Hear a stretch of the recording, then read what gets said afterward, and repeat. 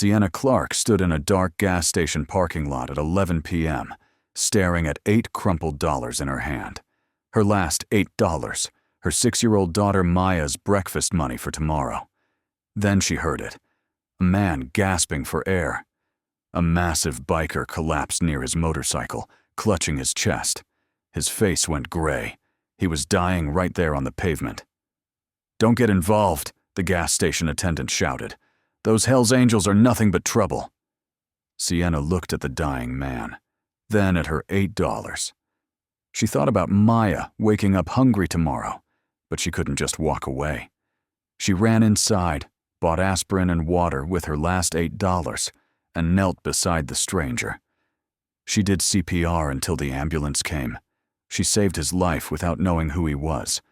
What Sienna didn't know, that choice would change everything. Because the next morning, 100 motorcycles would roll up to her street. 12 hours earlier, Sienna's alarm went off at 5 a.m. She opened the cabinet. 1 box of cereal, almost empty. Half a carton of milk. She poured the last bit into Maya's bowl. She didn't make one for herself. There wasn't enough. This was life now. 2 jobs, laundromat and diner, walking everywhere because her car was broken. Rent was $150 short. Maya's inhaler needed refilling. The electricity bill was overdue. But Sienna didn't complain. Her grandmother had taught her, kindness costs nothing, baby. And sometimes, it's all we gotta give. That evening, her diner shift ended at 10 p.m. Her tips, 23. She counted carefully. 23 for rent. Bus fare, 47 cents. That left $8 for Maya's breakfast. Ada. She started the 2-mile walk home. She cut through the gas station parking lot to use the restroom. That's when she saw him. A massive man, 6'3", gray beard, arms covered in tattoos, leaned against a chrome motorcycle. Black leather vest with patches. Hell's Angels. She'd heard stories. Dangerous. Criminal. Stay away. She started walking past. Then the man stumbled. His hand shot to his chest. His face twisted in pain. He collapsed onto the pavement. His breathing came in short, desperate bursts. His lips turned blue. Every instinct screamed at her to keep walking. She had Maya to think about. But then, the man stopped breathing. His chest wasn't moving. "Hey!" Sienna shouted. "Someone call 911!" The attendant stepped outside. "Lady, that's a Hell's Angel. Leave him alone. He's probably high." "He's having a heart attack," the attendant shrugged. "Not our problem." An older man walked out. He grabbed Sienna's arm. "Miss, don't get involved. You've got a kid. Just walk away." Sienna pulled back. "A man is dying." The man shook his head and left. Sienna looked down at the biker. His lips were completely blue. His chest wasn't rising. She looked at the $8 in her hand. Maya's breakfast. Then she made a choice. She ran into the gas station. "Aspirin, now!" She grabbed a bottle, $3.99. Water, $2.49. Total, $6.48. She handed over her $8, got $1.52 back, and ran outside. She dropped to her knees, crushed 4 aspirin, mixed them with water, and poured it into his mouth. She started chest compressions. "Come on, come on!" Sirens wailed. Someone had called. Sienna kept going. 30 compressions. 2 breaths. 30 more. "Please don't die." The biker suddenly gasped. He was breathing. His eyes fluttered open. "You're okay," Sienna said, tears streaming. "Help is coming." Paramedics arrived. "You give him aspirin?" She nodded. "That probably saved his life. Heart attack. You did good." They drove away. Sienna stood in the empty parking lot, alone. She looked at the $1.52 in her hand. Maya's breakfast was gone. She walked home in the dark, crying quietly. The next morning, Sienna woke to a sound that shook the windows. Rumbling. Deep rumbling. She pulled back the curtain. Motorcycles. Hundreds of them. They lined her entire street, chrome gleaming. "Mommy?" Maya appeared, eyes wide. What's happening? I don't know, baby. A knock at the door. Firm. Commanding. Sienna opened it slowly. The biker from last night stood there, alive. Behind him, a wall of leather stretched down the block. "Ma'am," he said, voice rough but warm. "My name is Jake Morrison. They call me Hawk. You saved my life last night." Sienna couldn't speak. "I woke up in the hospital. Doctors said another 2 minutes and I'd be gone. They said a woman gave me aspirin, did CPR, stayed until the ambulance came." He gestured to the bikers. "These are my brothers, the last riders. When I told them what you did, what you gave up to help me, we had to come. If you believe that one small act of kindness can create a tidal wave of change, hit that subscribe button to The Last Riders. Because what happens next proves that sometimes the smallest sacrifice creates the biggest miracle." Let's see what Jake did. Neighbors emerged. Mrs. Johnson clutched her robe. Mr. Davis held his phone, ready to call police. Hawk turned to face the street, hands raised peacefully.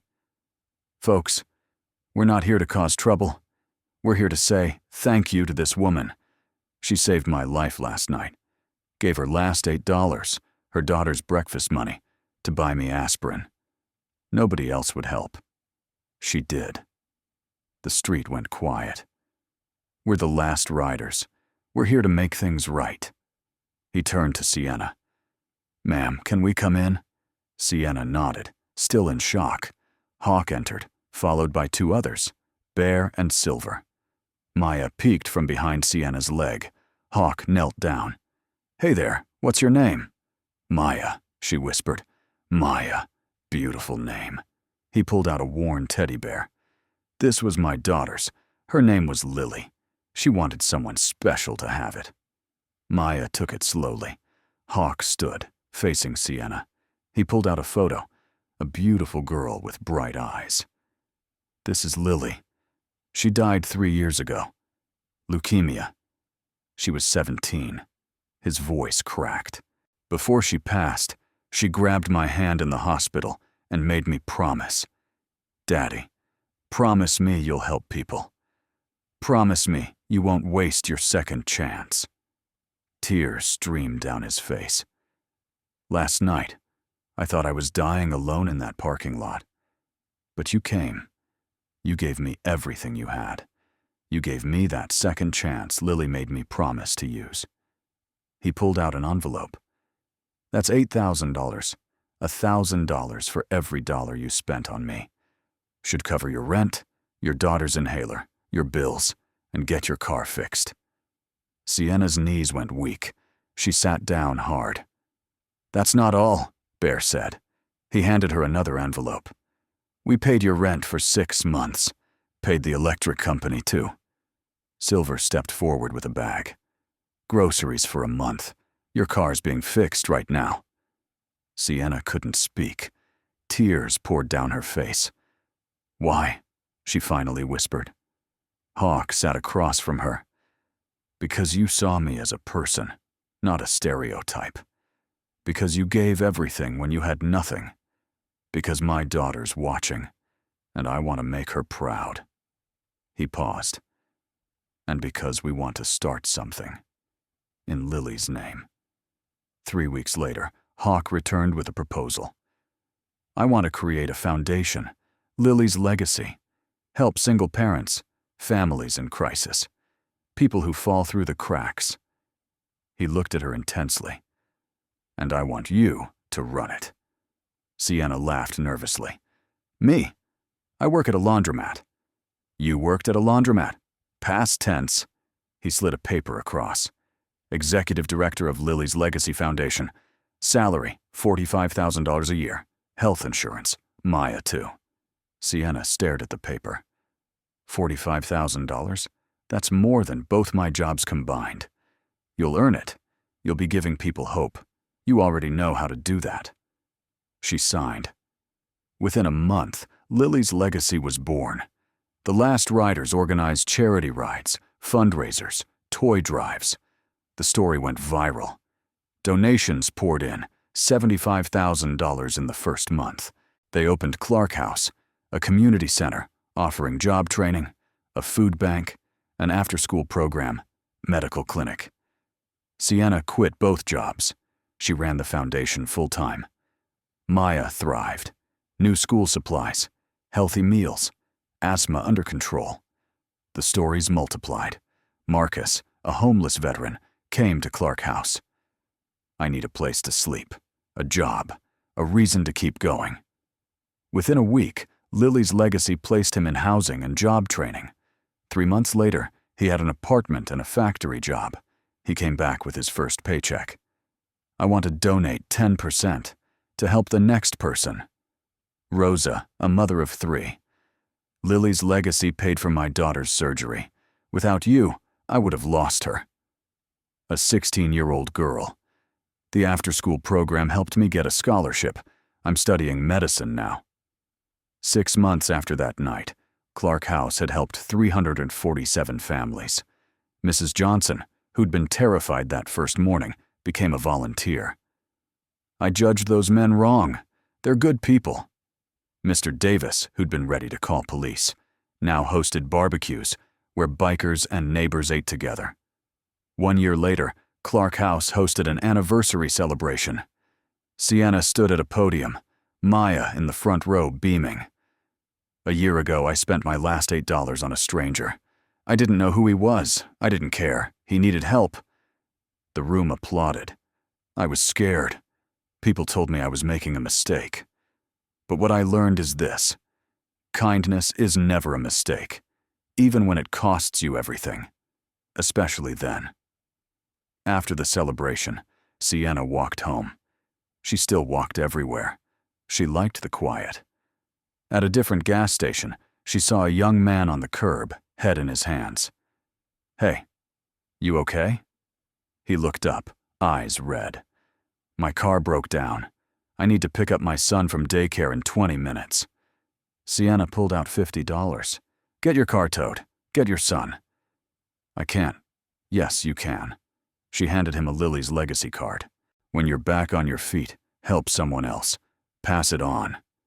Tears streamed down his face. "Thank you." She walked away, heart full. A year ago, she'd been the one with nothing. Now she was the one giving. The cycle continued. Kindness creates more kindness. Sienna's story started with $8 and a choice. She could have walked away. She could have listened to the fear. But she didn't. She saw a human being who needed help, and she helped. That one choice changed everything. If this story moved you, don't just watch. Act. Subscribe to The Last Riders for more true stories of unlikely heroes and the power of compassion. Tell us in the comments, have you ever helped a stranger when it cost you something? Have you judged someone unfairly because of how they looked? Share this with someone who needs to remember. The smallest acts create the biggest ripples. Your $8, your time, your kindness, might just change the world. Because that's what happened when Sienna Clarke spent her last $8 on a dying stranger. Now go be someone, Sienna.